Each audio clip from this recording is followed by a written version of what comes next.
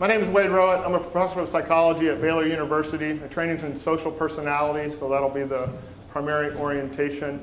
I have a very talented team of collaborators. Ben Meagher is a postdoc. Megan Haggard and Joseph Lehman are PhD students in psychology.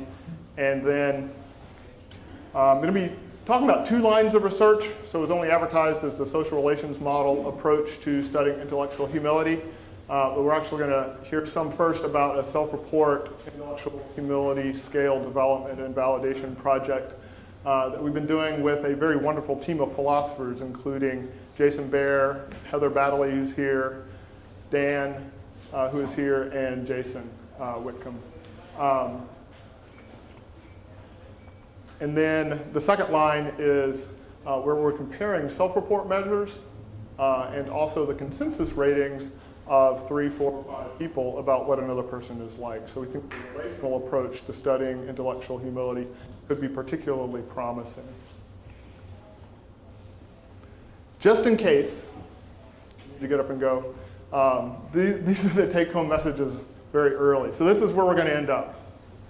First, conceptually, intellectual humility involves a variety of things, but we're conceptualizing it in terms of attention and acknowledgement of limits, ownership of those limits, and also some motivation to problem solve or learn. So intrinsically caring about learning. A second take-home message is that we definitely self-enhance about positive qualities, but we have some empirical evidence to suggest that ratings of intellectual humility are correlated with ratings of other positive qualities, and sometimes it's difficult to separate apart how much of someone's rating about humility is really dealing with the concept itself or the variable, and how much is really just self-enhancement. And then third, it takes a long time for people to reach consensus about whether another person is intellectually humble. So at zero acquaintance, it's unlikely that we're going to be able to accurately estimate another person's intellectual humility. So to start, I'm going to introduce our team of philosophers. I think Heather Baddeley is going to go first, and she's going to help unpack kind of the conceptual definition of intellectual humility as the team of philosophers are thinking about it. So. Thanks, Wade. So we're thrilled to be working with Wade, and Dan Howard-Snyder is here too, and the other philosophers who are working on this are Ben Whitcomb and Jason Baer. So we think roughly, we've heard a little bit about this already last night from Kent, we have a limitations owning view of intellectual humility. So we think that intellectual humility involves 2 main dispositions. The first is a disposition to be appropriately attentive to our intellectual limitations. And intellectual limitations include things like gaps in knowledge, deficits in learnable skills, intellectual character flaws. So we think, well, I'll go through this quickly and then we'll talk about the next thing. We also think that intellectual humility consists in appropriate owning of our intellectual limitations, and that owning involves 4 main dispositions, right? So, oh, I'm sorry. Okay. Yeah, I'm loud, yeah. But I don't know if this is for the mic. Okay. So, and we think that owning involves 4 main dispositions. So, a disposition to, once you're aware, right? Appropriate attentiveness is about awareness. So, intellectually humble people, we think, their intellectual limitations pop up on their radar when and only when they should. Whereas an intellectually arrogant person, their intellectual limitations almost never pop up on their radar. They're oblivious to their limitations. And an intellectually servile person, their radar is constantly peppered with their intellectual limitations. We also think that merely being appropriately attentive with respect to one's limitations isn't enough for intellectual humility, that we also need to own our intellectual limitations, and owning is a response to our awareness of those limitations. So we think the first kind of disposition involved in owning is when your limitations, when you become aware of them, when they pop up on your radar, you don't deny them or pretend you don't have them. You believe that you have them and you accept that you have them. The second kind of dispositional response is a behavioral response. So we think that there are going to be situations where, when you're aware of your limitations, it's appropriate for you to admit them in the context of a group, say, right? So not just admit them to yourself, but maybe admit them to other people. We also think, and these might be a little more controversial, that owning your limitations, in order to own your limitations, you can't just admit that you have them and accept that you have them. You have to care. So the student who comes into your office and says, oh yeah, I know I'm really bad at writing philosophy essays or psychology essays, but I just don't care. That person isn't owning their limitations. They have to take those limitations seriously. And finally, we think there are going to be affective responses, dispositions of affect, that are required for owning. So we think that the person who owns their limitations in certain contexts is going to feel maybe slightly disconcerted when a limitation is pointed out to them, or maybe a tiny bit embarrassed, but isn't going to be defensive or hostile about it, okay?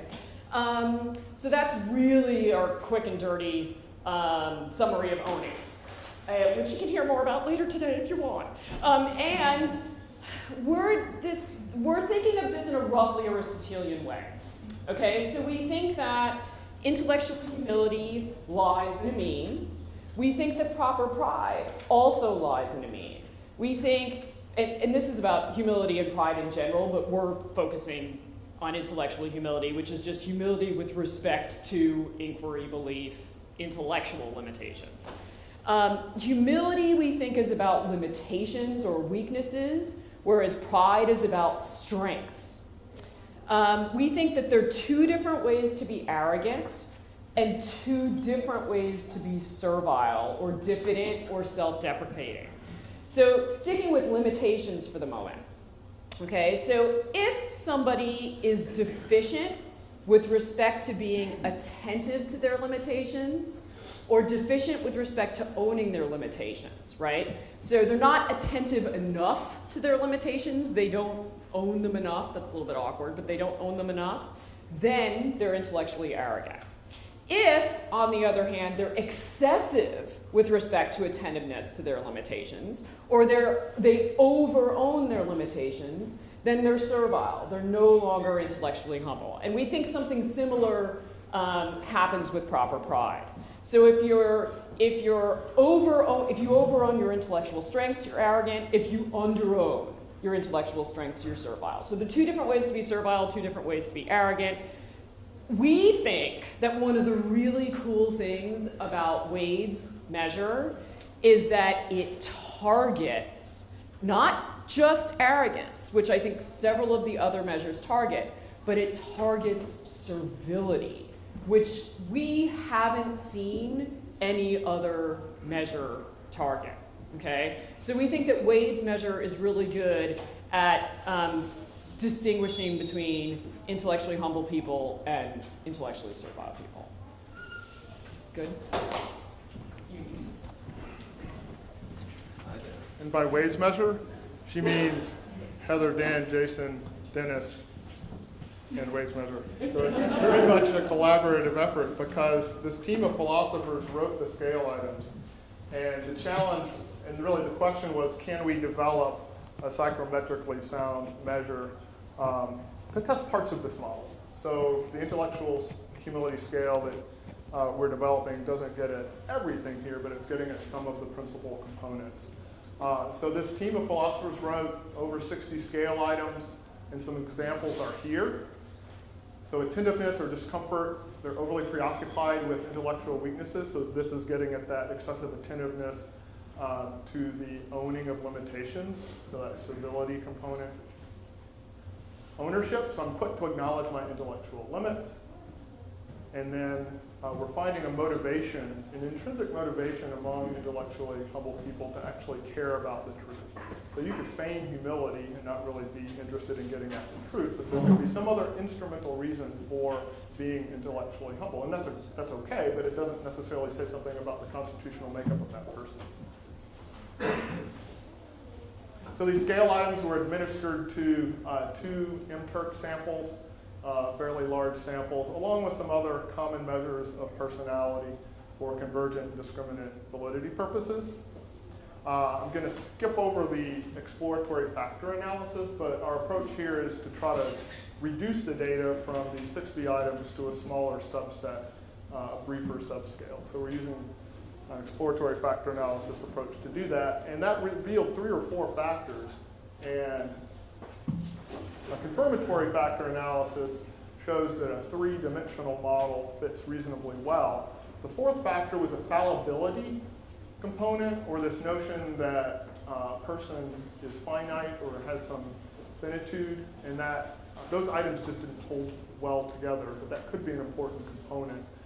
And you might see that in some other measures of intellectual humility. So for those of you who are CFA, structural equation modeling folks, here are the nitty-gritty numbers.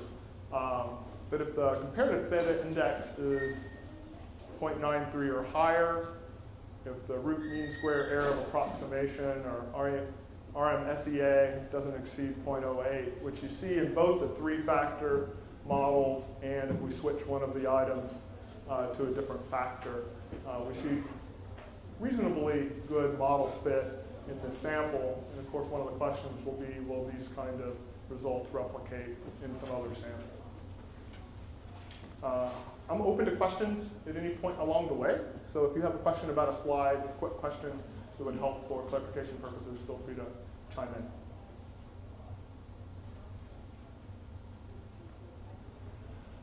Next, we're just looking at some correlations between constructs to try to figure out validity issues. So the first 3 variables are the 3 dimensions of intellectual humility. So the love of learning, the discomfort with, or being overly, you're calling it servile, and then the owning of limits. The 4th variable is just an aggregate of those 13 items. We also administered a brief measure developed by Mark Leary and Rick Hoyle at Duke, so that's abbreviated IH Duke. We have a Big 5 inventory. The 11th variable, NPI, is the narcissism personality inventory, and then a balanced inventory of desirable responding that's getting at self-deceptive enhancement, or one of the components of social desirability. And what you see in the red box is the 13-item intellectual humility measure correlating reasonably well, but not as high as you'd think, with another well-validated measure of intellectual humility from Duke. And we're also seeing fairly high correlations with openness, conscientiousness, and agreeableness in terms of general personality. And humility is sometimes in the English language subsumed by the agreeableness dimension. In other languages, it may form a separate factor. So I think as we look across cultures at general humility and intellectual humility, it'll be interesting to see what the lexicon is and how those traits fall out. But it may be that humility, in terms of the English language, is represented by fewer words, and it's sometimes subsumed by the agreeableness. But where languages have more words to talk about humility or modesty, it might separate out into 6 factor.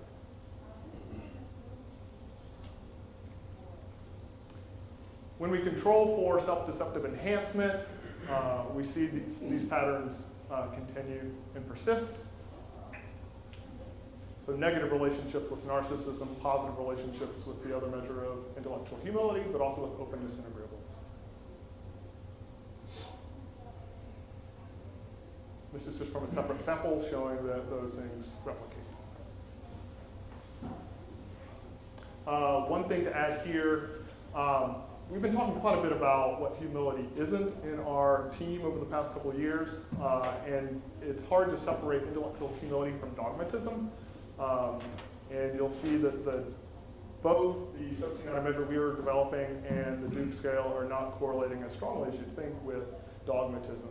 So we think that we're able to measure those constructs separately. Okay, this is the abstract that appeared in the program. So we'll get to the social relations model approach to studying intellectual humility and arrogance. So can people accurately self-report their intellectual humility? It's very possible that less humble persons self-enhance and more humble persons are being more modest. This is a figure that appeared in Donnie Davis, Ev Worthington, and Josh Hook's review paper about humility. And the basic idea is that when a person's low in humility, they could definitely self-report being more humble, so you see some self-enhancement. And at the bottom, if they're moderately high in humility, they're actually high in humility, they could underreport, and so you're seeing a modesty effect. So an alternative to self-report would be to look at relational humility or the impressions of other people. So do other people, are they more accurate in estimating our intellectual humility than we might be capable of self-reporting ourselves? The social relations model is simply a way to analyze round-robin data. So I'm going to tell you about a couple of studies that we're doing to address these questions, but I'm going to introduce the social relations model. So the social relations model has some somewhat esoteric language, but we're going to be partitioning the variance in ratings to some different effects that are over here on the right. So there could be a perceiver who's trying to figure out what the target's like, and we can, in groups, let me start. So there are groups of 4 people, 5 people, and they're doing round-robin ratings. So they're self-reporting on different qualities, and after some interaction, they're also rating everybody else in the group. And the question is both how I see other people in the group, that's an actor effect, and it's also how 3 or 4 people are seeing me. So that would be the partner or the target effect. And where we're going with this is we think that the consensus ratings of other people are going to be very useful and perhaps accurate in estimating someone's intellectual humility. It might not correspond with their own self-report. You also have a unique relationship effect. So if 2 people know each other well, so Mark Lear and Rick Hoyle work together a lot, they're going to have some special knowledge about each other that other people who haven't interacted or who are strangers or don't have as much acquaintance might not be able to do. So there's some important questions for this relational humility approach that the social relations model analyses can help us answer. 1, do groups reach consensus about the intellectual humility of others? So after interacting with someone, can we really tell what they're like? And these other ratings or the relational humility approach is only useful if other people are agreeing about what another person's like. If there's disagreement, it's less useful. Second, do groups differentiate intellectual humility from other related constructs, like intellectual arrogance or agreeableness?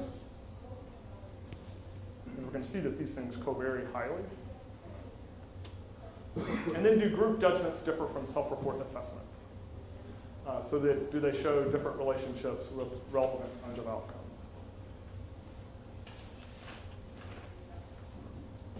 So we did 2 studies. In the first study, we brought people who did not know each other into just a traditional social psychology laboratory and had them interact together in 4 or 5-person groups doing 3 different kinds of tasks. They did some pretty hard GRE questions.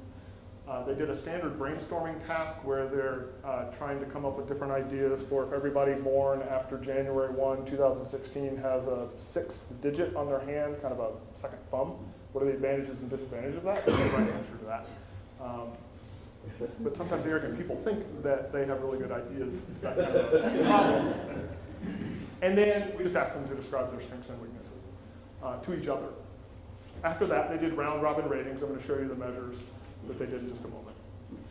In the second study, and more promising, we followed students who were in team-based learning psychology classes like industrial organizational psychology, health psychology, developmental, and personality. So these students are assigned to a 4 or 5-person group at the beginning of the semester, and they work in that group throughout the course of the semester. So they're interacting in 40 class periods or so, and part of their grade is, half of their grade is dependent on the group's performance. So there's some motivation to get things right, and there's some motivation when they're not doing well to admit those limits and to make some modifications in their knowledge.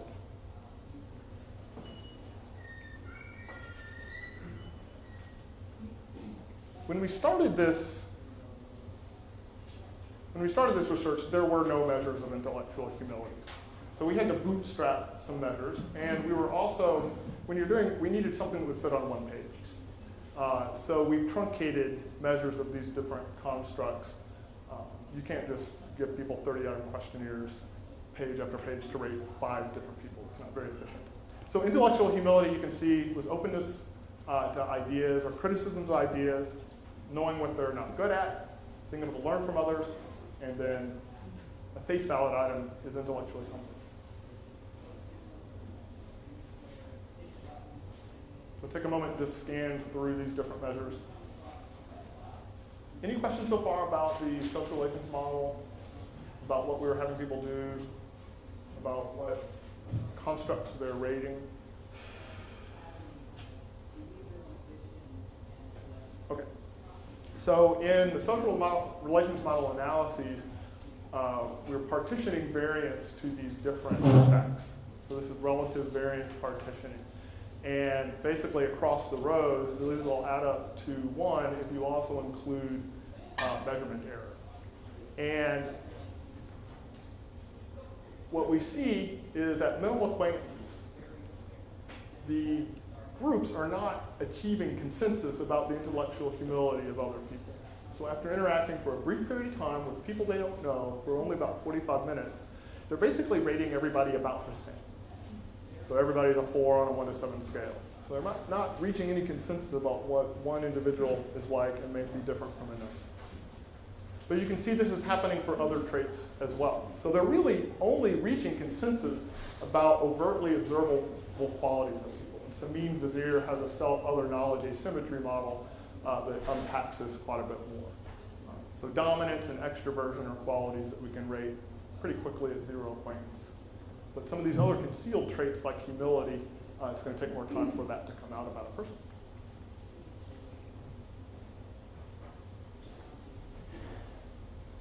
This slide shows self-ratings of intellectual humility correlate with other positive self-appraisals. So here we're finding evidence of that self-reported humility in that first column is correlating with agreeableness strongly, also with emotional stability strongly, honesty, sense of humor, other positive qualities. And this is some initial evidence that intellectual humility, that people are self-enhancing on intellectual humility.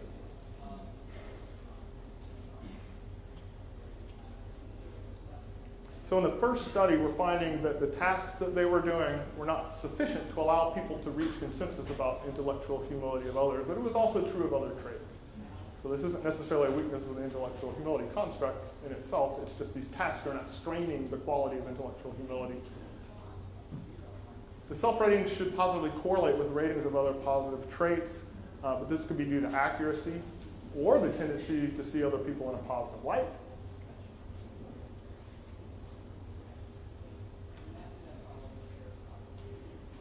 Yes?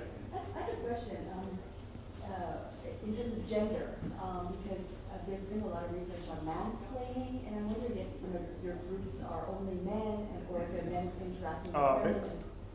Yep. So the groups are different in a variety of ways. So the only criteria we have for people getting together working in groups is that they do not know the person before they enter the group. So we've got diverse groups.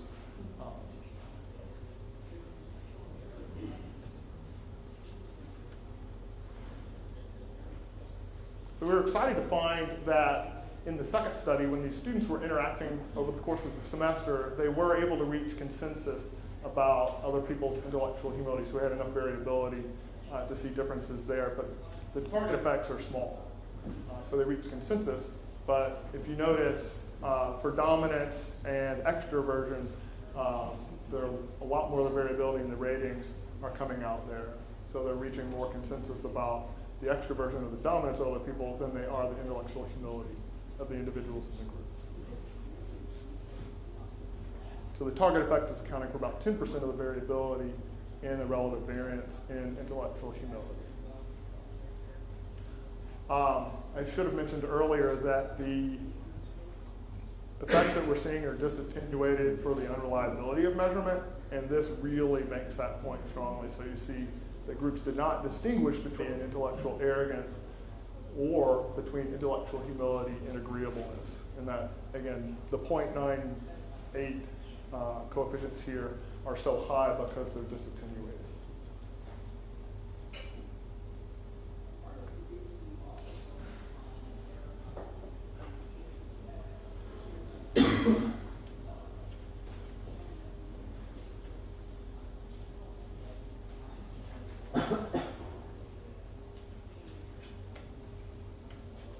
So we're finding that self-ratings of intellectual humility in that first column are correlating with positive self-appraisals, which is more evidence that people are self-enhancing across a variety of traits. So you can see intellectual humility is correlating again with competence, agreeableness, openness, the extent to which they're perceiving themselves to be leaders, honesty, humor, self-esteem.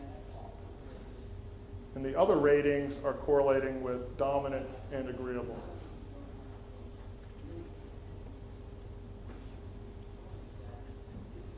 So we're saying that the self-report and the consensus ratings have a different pattern of correlations with these variables, suggesting that people may be self-enhancing on intellectual humility.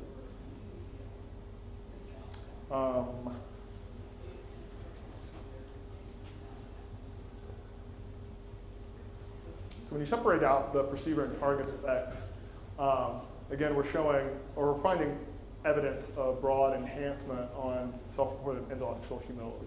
So the self-ratings of intellectual humility are correlating with the positive qualities in a different way than the other ratings are. So the consensus of other people is not agreeing with the person's self-report about their intellectual humility after interacting in these kinds of tasks.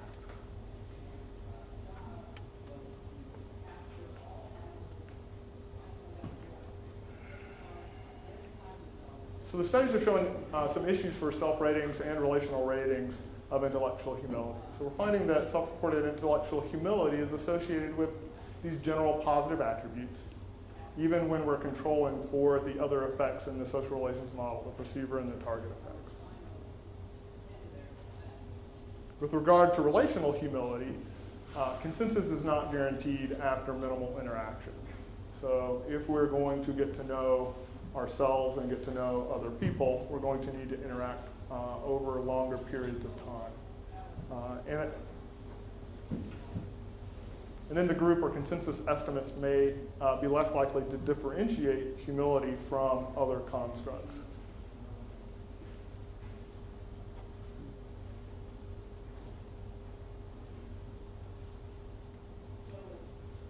So this raises several different questions. These are just a couple that have occurred to us, but I hope that more questions have occurred to you, and we'll use some of the remaining time for questions in just a moment. But we're wondering what behaviors are associated with intellectual humility. So as people are working together in groups, what kinds of things are people doing that might allow that to leak out, or might allow other people to accurately assess whether they're intellectually humble? And then we're also wondering about situations. So what kinds of things do people do, or situations might strain humility or provide us a better kind of environment in which to study intellectual humility? So if a particular virtue is not strained, then it's going to be much less likely to be manifest. So if we're in a long line, we're going to see that patience is a virtue.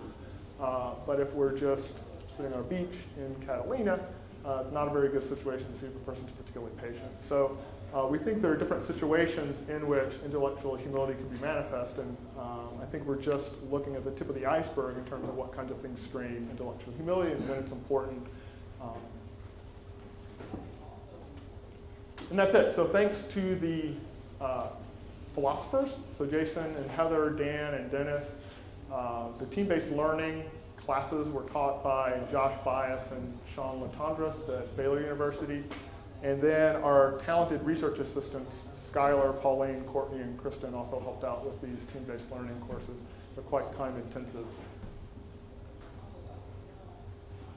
Time for questions.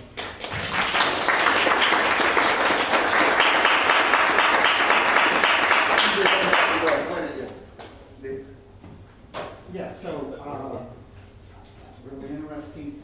I'm just reflecting on something about what you were doing generally, and some elements of what I thought I heard in Heather's talking and some of my own thinking. And it's the sort of picture you get here, where you you have this idea that maybe certain kinds of things just pop into the radar, and you would think they would pop into the radar in the context of particular problem interaction or your own.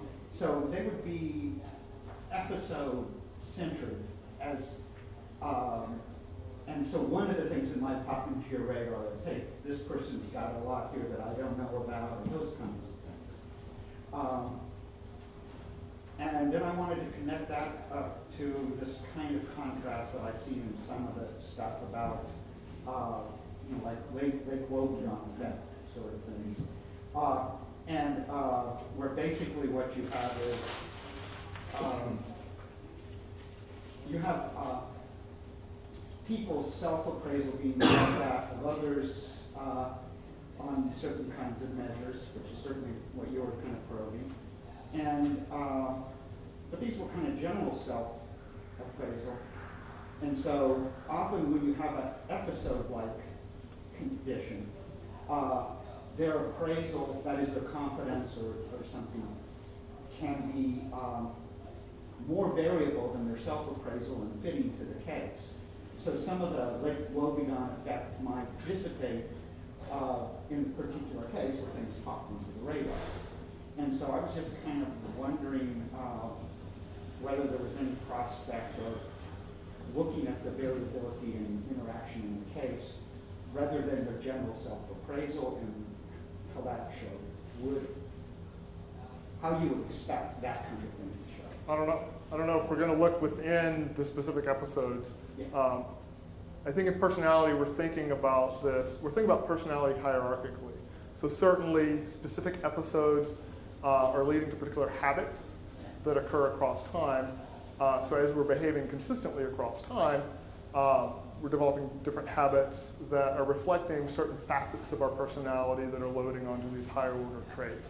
So I do think that the traits that we're studying, or the variable-centered approach that we're studying, that we lose some of that specificity and detail that's happening within specific episodes. I would love to see a person-centered approach, kind of a latent class analysis of even some of these, how people are responding to these different items. So it very well could be the case that that higher scores on these are being driven by some items for some classes of people. And we're just assuming that intellectual humility is tapping one class or kind of person. And it's very likely that there are certainly people at the extremes, high and low. There's probably a lot of really interesting kinds of things happening in the middle.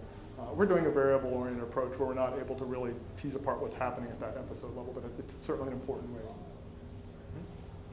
Other questions? We got all over. Okay. Following up on that, Okay. I was thinking about some of the work that specific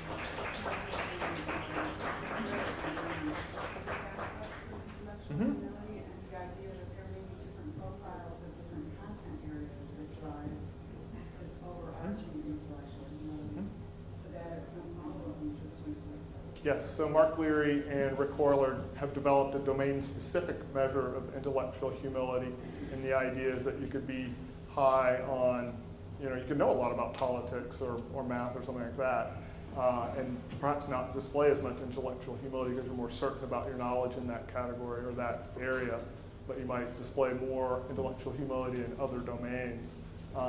When are you all presenting? Later? 3 o'clock. 3 o'clock today. So if you're interested in the domain-specific view, the 3 o'clock session will have more about that. But it's a very important way of looking at humility within the specific topic or within a specific situation. Thanks. I was curious about how important it would be to the study for the judgments to actually be accurate, if that was important or not. Because I would imagine that the confounds are just intractable. I mean, the reason why someone might judge somebody's competence one way or another would depend on so many things, including how servile they happen to be, or how sexist they happen to be, or whatever, and that it would be almost impossible to screen for all these compounds. I don't have an answer to the accuracy question. I don't know. I don't know if they're accurate. But maybe you're just looking for consensus. And what criterion variables are we going to use to determine if ratings of intellectual humility and intellectual arrogance are in fact accurate? So we need to start doing some studies where we're predicting a variety of outcomes and behaviors and looking to see how these different measures perform. So our intellectual humility measures predicting the right kinds of things when we control for other variables that you're mentioning. Great. So can you go back to the slide where you showed the 3 factors that emerged from your CFA? Because I was particularly interested in whether there's really anything social in any of them. And if there's not, maybe that's one reason why people are having trouble in the social task at assessing someone else's intellectual humility. Because owning limits, discomfort, and love of learning all seem to be fairly internal. And you might think that humility involves some kind of social relation as well. Giving credit where credit's due. Something like that, yeah. I walked over with David Dunning, and he has a really interesting Dunning-Kruger effect on being ignorant of our own ignorance. Showing that people are overestimating their ability in a variety of areas. And that's going to factor into it. But your question was more about the social aspect of Yeah, this. so I mean, there's 13 questions here. I haven't seen all 13 items. There's 6 that you showed before. Are any of them social? At least one is Here are the 13 items. It's really not getting as much at social comparison, although intellectual humility is definitely a social process.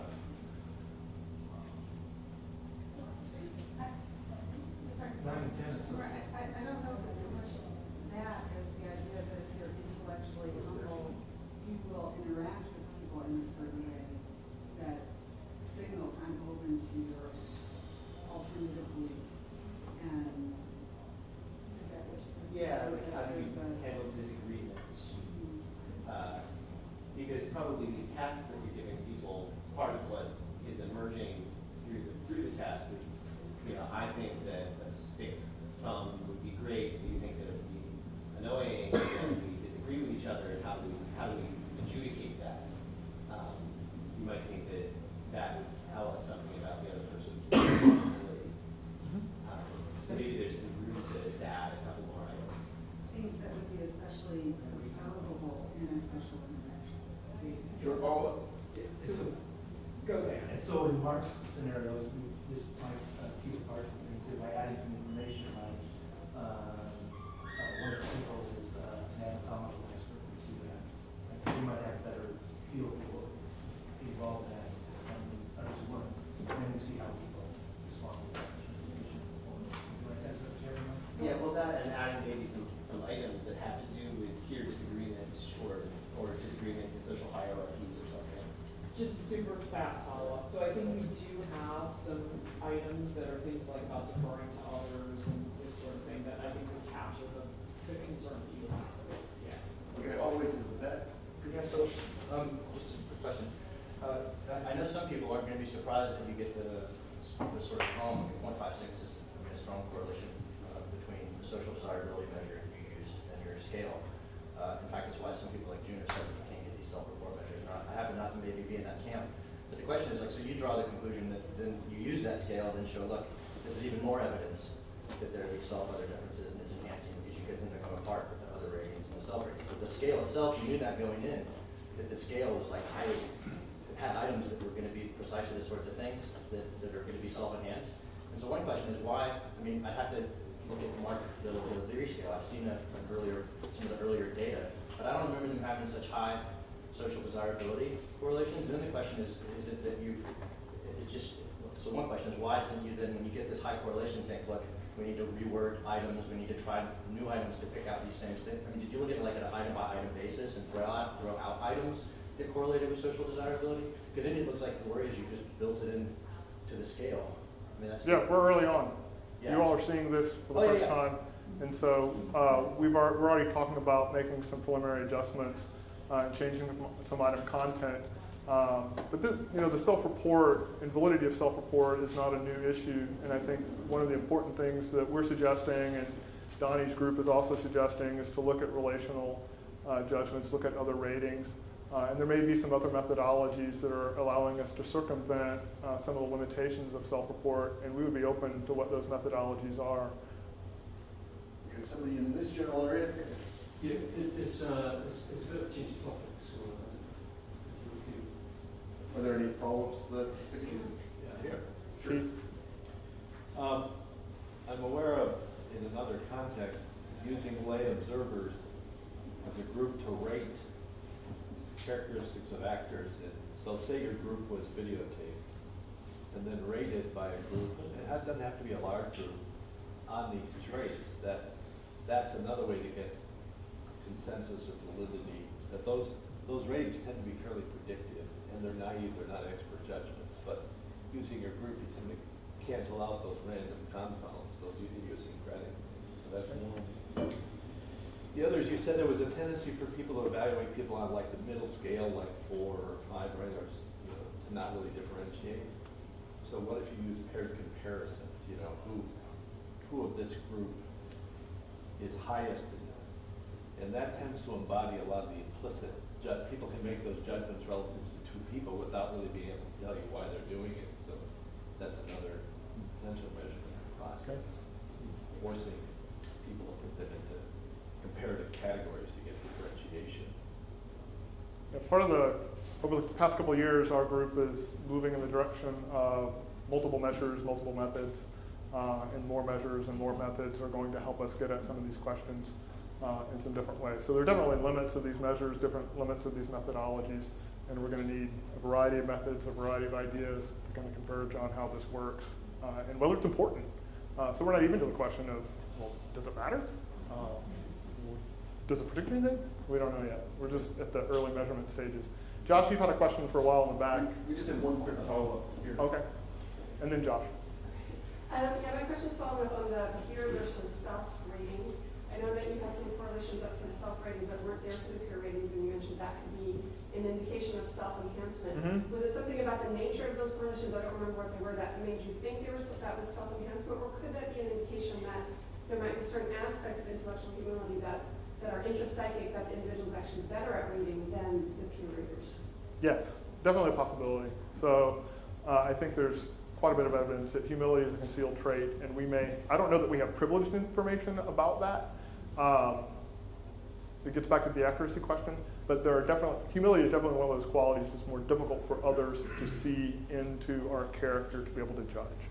And so, yeah, figuring out what kind of behaviors people are doing that manifest this particular trait or virtue are going to be important. So I don't know that we can tease apart exactly why there was some disagreement between the peer ratings and the other ratings, but it could be something to do with the trait. Based on the nature of those predictions. Just a quick question. I was noticing in the other ratings, like other ratings in intellectual humility, there was a strong correlation between the person's agreeableness and how other people rated them as intellectually humble, and then no correlation between openness. And I guess that was a little bit different than I expected in terms of just how I think about intellectual humility, and I was wondering if people are just making ratings based on like how nice they think the person is. So I was wondering if you had any thoughts on that. Yes.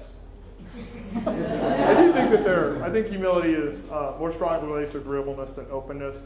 And in our discussions over the past couple of years, really the philosophers have been driving this wedge, I think, more so making a distinction between intellectual humility and openness or curiosity. Do y'all want to say a little bit more about that? Or? This guy used to have a question for about 10 minutes. Yeah, as I said earlier, it's a bit of a change of topic. And actually, it's a comment and then a question. The comment was just about the related behaviours that you mentioned at the end, possible for previous to And this is a comment coming from the theological traditions, where within the theological traditions, probably two is principle-related behaviours would be patience and gratitude. And I think one of the things that's interesting about them is that they maybe prompt me to embed the concept of self-limitations alongside a set of other things, particularly dependency, gratitude and patience are into something else. So that's just a comment to be made. The question though, and it may be that I've missed something that you were saying, is whether there's awareness of the danger of the particular snapshot of populace that this study is done with distorting the kind of scores that you're getting. I'm thinking particularly about the fact that you working with students in particular university contexts. Whether the figures may be quite different if you're working with folks from different generations or folks from different backgrounds.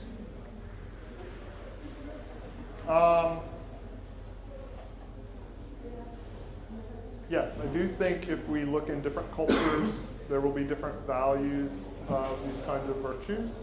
I think the person's situation is going to be an important way to look at it.